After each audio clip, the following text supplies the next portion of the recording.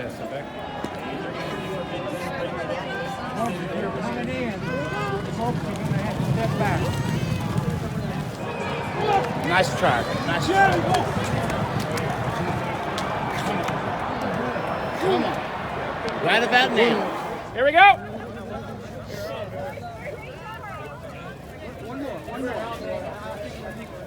By GMB Racing, trained by Al Stahl Jr. Winning jockey Joel Rosario. Tom stayed now with Reading, Kentucky by SF plus time 1:48.84 seconds. For a second, I wasn't behind. I was gonna get in the clear in the first swing, and I couldn't, so I had to be inside the whole way. But he was handling everything fine there where he was. He was very comfortable, and then I can see he was moving really nice, and he was there for me when I wanted to go, and then I just waiting only for the when I have some room to let it go.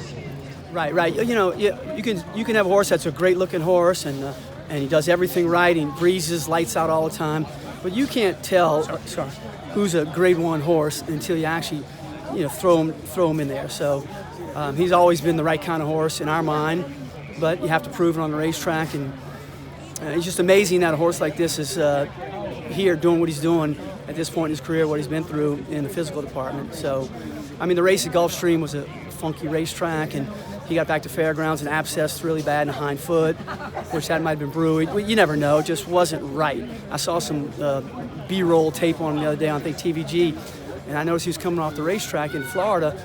We took him in the dark, and he was like soaking wet. And I said, he's not that kind of horse, so maybe we just missed it, and it was kind of pinching him a little bit, and he took care of himself. So, but anyway, he got the right amount of time, like we always give him from an owner's standpoint in our barn, and here we are.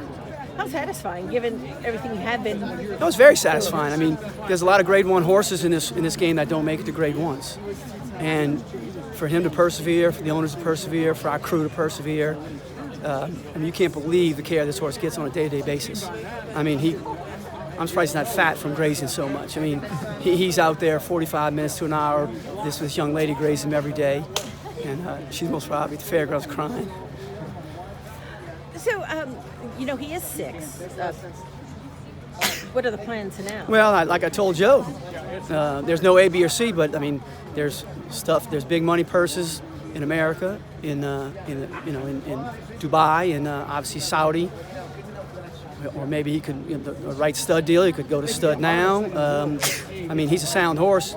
It just depends. Whatever comes along. We're open, and like I said, we're just going to do whatever's right for that animal. I can tell you that right now. But this was key, getting the Grade 1. Well, absolutely. He's got a wonderful pedigree. He's a son of Smart Strike, who's a prolific sire of sires, and he's got Candy Ride in his second dam, a prolific sire. So there's some blood there to go along with the talent, and he's a nice physical, or great physical, and he's got speed, he's got athleticism, turn of foot when you want him. So there's a lot of things to like about him. So would you think, though, that at most he would maybe just race a couple times early in the year and then stud? It just depends. It just depends. It just depends. How lightly raced he is. It just depends. We've had some Sharpies call us and try and get in on the ground floor, and maybe that'll help them down the road. But maybe I imagine more people will be knocking on the door. So we'll just see. Like I said, we're not going to worry about it. Whatever we're going to do, though, is going to be in the best interest of the horse. What about this race brings back memories of Blame winning it, and of course the great year he had the year after. What are you thinking? Kind of similar that this horse could? Well, I told Joe also. Maybe we'll let everybody go travel, and we'll stay domestic, freshen him, and Keeneland's right down the road, right? Right. That's a possibility too. Yeah. That we will have to crunch the numbers. You look at the Foster, what purse is, and Breeders' Cup Classic, what it might, and then why retire him for 12.5 somewhere. It just all depends. It all depends.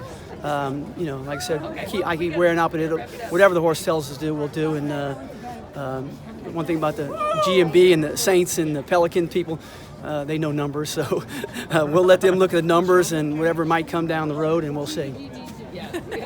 Well, I ran great, just with with father, today. He ran a great race, and you had to run, through kickback, pretty much the entire way, but showed up, first time, against, good horses like this, except the Breeders' Cup Classic. But he ran a great race, and we're very proud of him, and we expect him, a big year with him next year. No, he ran Grade well. one place against older horses. Yeah, as a 3-year-old's big. So no, he ran big. Was proud of him. Got up for second. Galloped out huge. I think we'll slow down with him a little bit now. Hit the reset button and get him ready for his 4-year-old campaign. Where that'll be, I don't know.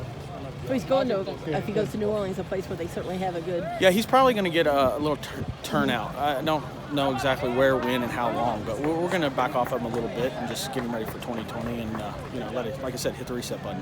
That winner, what do you think of Tom? He's a nice horse. I mean, he's been highly touted for a long time, and I think it was big for the connections to get that Grade 1 underneath his belt. He's very deserving of it, and it was a big effort on his part.